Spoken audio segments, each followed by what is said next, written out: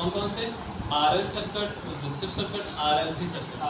आज हम पढ़ेंगे series circuit, parallel circuit, series parallel इकट्ठा सर्किट। ठीक है, अब देखो सीरीज सर्किट कहते हैं ऐसा सर्किट जिसमें करंट के गुजरने का एक ही रास्ता हो, वो आपका कहलाता है सीरीज सर्किट। जैसे मैं एग्जांपल देता हूँ, मैंने एक ये रेजिस्टेंस लगाई, एक ये रेजिस्टेंस लगाई, ये दो रेजिस्टेंस लगी हुई, ठीक है, ये कनेक्टेड है विद बैटरी, बैटरी के साथ कनेक्टेड है, ये फ्लो ऑफ करंट है पॉजिटिव टू नेगेटिव। ये अब यहाँ देखिए करंट के गुजरने के कितने रास्ते हैं? एक ही रास्ता, एक से ज्यादा रास्ते तो नहीं है। ऐसा सर्किट जिसमें करंट के गुजरने का एक ही रास्ता हो, वो हमारा सर्किट क्या कहलाता है? Series circuit. सीरीज सर्किट में इसमें वोल्टेज तो ड्रॉप नहीं होते, वो बाद में बताता हूँ। अभी क्या है, इस ऐसा सर्किट जिसमें करंट के गुजरने का एक ही रास्ता हो, सीरीज सर्किट कहलाता है। सीरीज सर्किट में गुजरने वाली जो टोटल करंट होती है, ठीक है, IT टोटल करंट, वो सब में सेम गुजरती है। अगर यहाँ पर मैं 10 एम्पेयर अप्लाई करता हूँ तो 10 ही यहाँ पर होगी और 10 ही यहाँ पर होगी, यानी कि वो बराबर होती है I। ये इसको 1 का नाम दे देता हूँ, I1, यहाँ पर I2 है, ये IT है, और यही होगी आपकी I2, यानी कि गुजरने वाली तमाम ब्रांचेस में करंट एक जैसा रहता है। सीरीज सर्किट में करंट के गुजरने का एक ही रास्ता और पाई जाने वाली करंट की तमाम ब्रांचेस एक जैसी रहती है, इसमें करंट ड्रॉप या कम नहीं होती। समझ आ गई इस चीज़ की? अब देखो सीरीज सर्किट जहाँ भी होगा आपने समझ लेना है, इसमें करंट ज़्यादा मिल रही है और वोल्टेज ड्रॉप हो जाते हैं। जैसे इस सर्किट में आपके जो वोल्टेज होंगे V1 यहाँ और V2 यहाँ, ये अलग अलग होंगे। इनको अगर आपने मालूम करना है टोटल वोल्टेज को, तो V1 जमा V2 दोनों को जमा करना पड़ेगा, ठीक है। और रेजिस्टेंस बिल तरतीब जमा हो जाती है। रेजिस्टेंस बिल तरतीब जमा का मतलब है टोटल रेजिस्टेंस अगर आपने मालूम करना है तो आपके पास R1 प्लस R2 आप ये लगाओगे। जैसे एग्जांपल है, ये 10 ओम है, ठीक है, R1, यहाँ पर है R2 इज इक्वल टू 15 ओम, तो बिल तरतीब क्या फार्मूला होगा? 10 जमा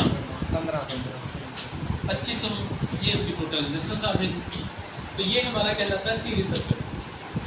अब इसके ऑपोजिट देखें, अगर मैं इसके में 3 रेजिस्टेंस लगा दूं, 2 3, 3 रेजिस्टेंस लगी, इसको मैंने कनेक्ट कर दिया विद AC सप्लाई।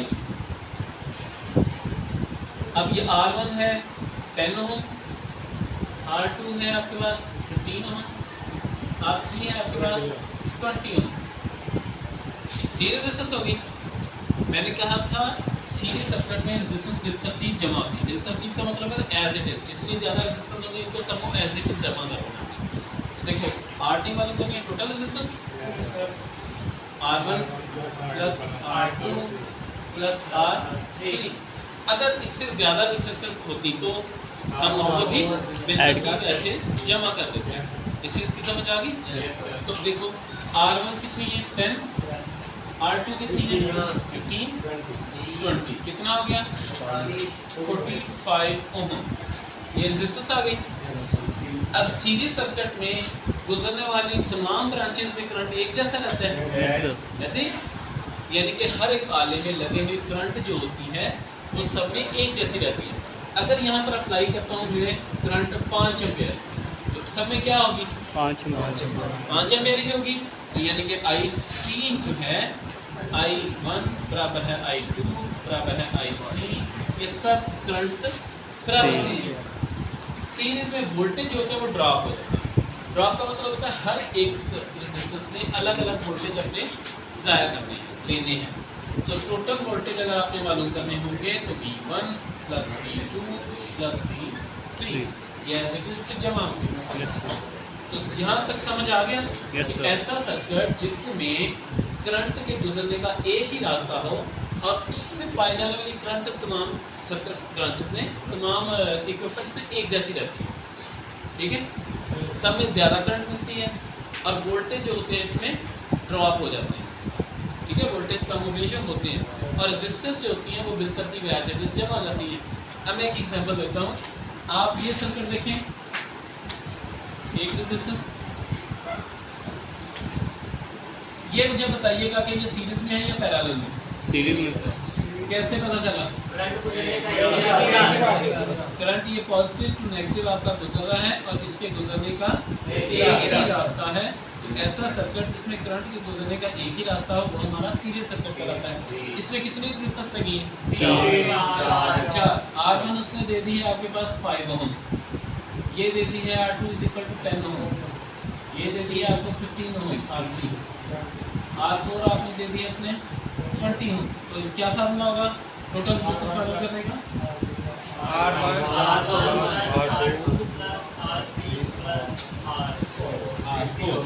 जितनी रेजिस्टेंस हो उतनी ही बिलतरतीब वो जमा हो जाती है। ठीक है, देखें 5 + 10 + 15 + 20 = 50 ओम। ये होगी इसकी टोटल रेजिस्टेंस। अब अगर इस बैटरी पे 13 एम्पीयर चल रही है तो सब में 13 एम्पीयर ही होगी। यस सर, ऐसे ही है। तो IT बराबर है I1 बराबर है I2 बराबर है I3 बराबर है I4।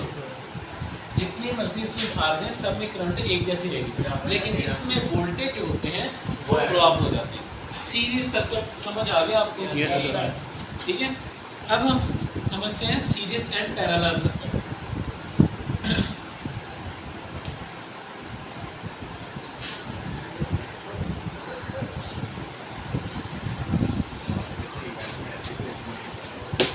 अब ऐसा सर्किट जिसमें करंट के गुजरने के एक से ज्यादा रास्ते हों उसको हम कहते हैं पैरेलल सर्किट।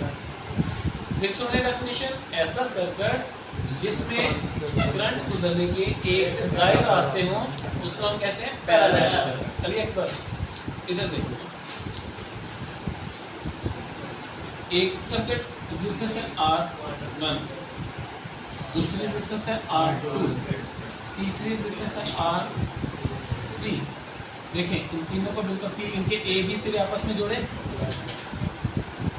ये देखिए A सिरा है, ये इसका B पॉइंट है, A B,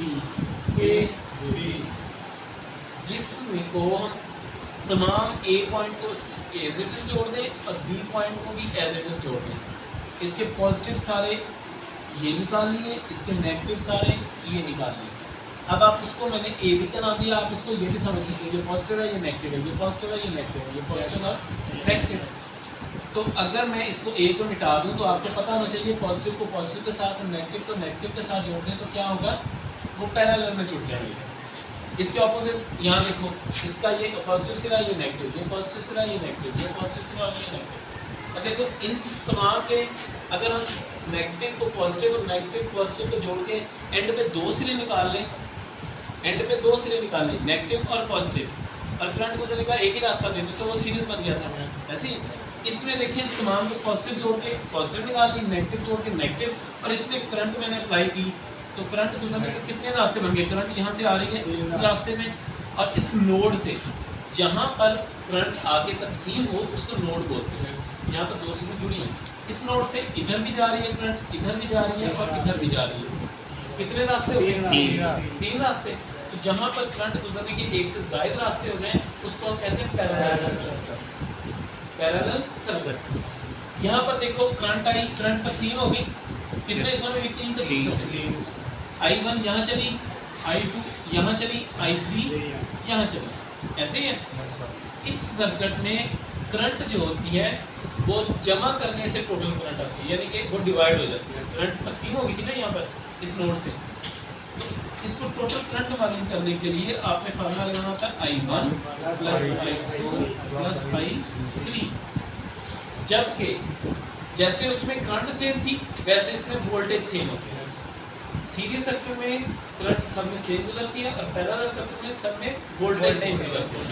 तो टोटल वोल्टेज जो होंगे आपके करंट यहाँ पर वो आपके V1 बराबर है V2 बराबर है V3। यानी तमाम सर्किट्स में रेजिस्टेंस में पाए जाने वाले वोल्टेज जो होंगे वो टोटल वोल्टेज के बराबर ही होंगे। ठीक है, इसलिए ज़्यादा वोल्टेज अगर आपको चाहिए होती है तो हम पैरेलल सर्किट, जैसे आप वायरिंग करते हो तो वायरिंग करने के लिए अगर मैं चीज़ों को सीरीज में जोड़ देता हूँ तो करंट तो पूरा मिलेगा, लेकिन वोल्टेज उसको 220 के लिए डिज़ाइन किया गया है, तो क्या उसको पूरी वोल्टेज मिलेगी? नहीं। तो हम उसको पैरेलल में करते हैं। पैरेलल में क्या होगा, उसमें तमाम चीज़ों को वोल्टेज जो होंगे वो पूरे मिलेंगे, ऐसे ही है। और करंट जो होगा वो तकसीम हो जाएगा, जब जो कि उसको कम ही चाहिए होता है। जैसे मैं एक शीट बनाता हूँ, देखो ये एक बटन है, ये 2 बटन, 3 बटन, 4 बटन। अब देखो करंट गुजरने का कितने रास्ते हैं, मुझे ये फेस सबको मिल गया? मिल गया ना फेस? एक रास्ता, 2, 3, 4। तो ये सीरीज है, ये पैरेलल है ना।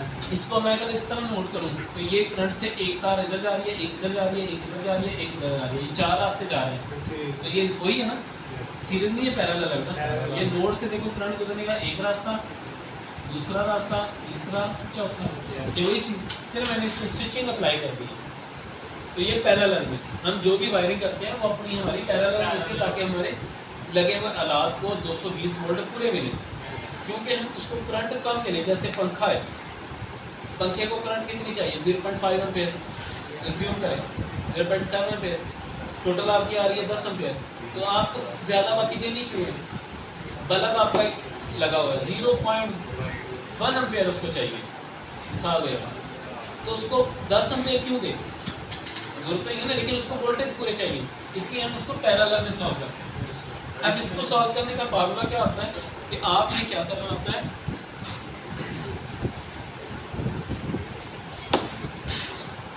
करंट और वोल्टेज का ताल्लुक समझ आ गया? सीरीज सर्किट में करंट सेम है और वोल्टेज तकसीम होते हैं, इसमें वोल्टेज सेम है और करंट तकसीम होता है पैरेलल। अब इसको रेजिस्टेंस को कैसे सॉल्व करना है, वो थी बिलतरतीब R1 + R2 + R3। इसमें आप क्या करेंगे, 1/RT टोटल रेजिस्टेंस बराबर है 1/R1 + 1/R2 + 1/R3। ये तरीका होगा। अब इसको सॉल्व कैसे करेंगे, मैं एग्जांपल देता हूँ। ये है 5 ओम, ये है 10 ओम, ये है 15 ओम। एज्यूम कर लेना अपने से वैल्यू, तो इसकी वैल्यूज पुट करेंगे। 1/RT बराबर है 1/5 + 1/10 + 1/15। यही है, यही वैल्यूज है 5, 10 और 15। अब आपने क्या करना है, इन तीनों का एलसीएम ले लेंगे, जिसको आप बोलते हैं। आप लेंगे 5, 10, 15 एलसीएम। मैंने 5 पे डिवाइड किया, 5 1, 5 2, 5 3, ठीक है, यही है। अब मैं 2 पे करता हूँ 1 1 3, अब मैं 3 पे करता हूँ 1 1 1। जब आपके पास 2 से अलग आ जाए, डिवाइड ना हो सके, तो आप एक चीज़ पे डिवाइड ना हो सके, तो अब आप उसको डायरेक्ट मल्टीप्लाई भी कर सकते हो, लेकिन आपको समझाने के लिए मैंने मज़ीद इसको डिवाइड किया, ठीक है। अब इनको ज़रूरत दें, 3 को 6, 6 5 30, तो ये क्या बन गया 30 बटे में, ठीक है। अब आपने 5 का पहाड़ा पढ़ना है कि 30 आए, 6 10 का पढ़े 3 15 का पढ़े 2, ठीक है। तो यहाँ तक समझ आ गई है। अब ये किसकी वैल्यू है, 1/RT की ये वैल्यू। अब इसको जमा करते हैं तो 1/RT बराबर है 11/30, यही है। अब हमें RT की वैल्यू चाहिए, 1/RT की तो नहीं चाहिए ना।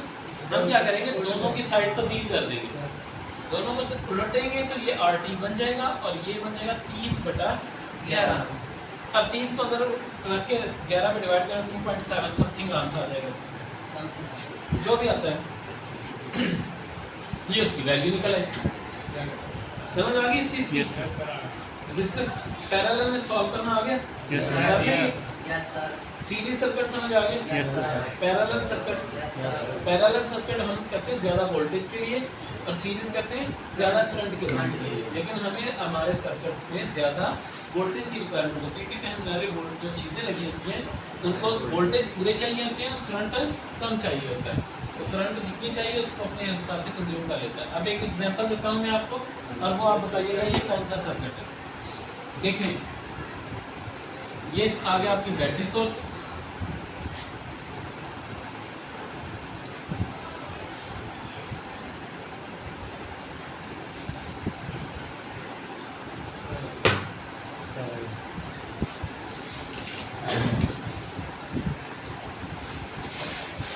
ये कौन सा सर्किट है? पैरेलल है। कंबाइन है सर। एक कंबाइन है, सीरीज और पैरेलल। देखो यहाँ तक बैटरी के करंट आ रही है, जी सर। यहाँ से इसमें पूरी करंट गुजरेगी, पूरी करंट गुजर के फिर यहाँ से डिवाइड होगी, यस सर। फिर यहाँ से डिवाइड होकर जो करंट यहाँ से निकलेगी वो इसमें से पूरी गुजरेगी। तो ये क्या हो गया? सीरीज और पैरेलल इकट्ठा। तो सबसे पहले हम क्या करते हैं, इन तीनों को पैरेलल में सॉल्व करेंगे। 1 2 3 को, इस पोर्शन को हम पैरेलल में सॉल्व करके इस फार्मूले के जरिए जो आंसर आएगा वो हम यहाँ पे लिख देंगे।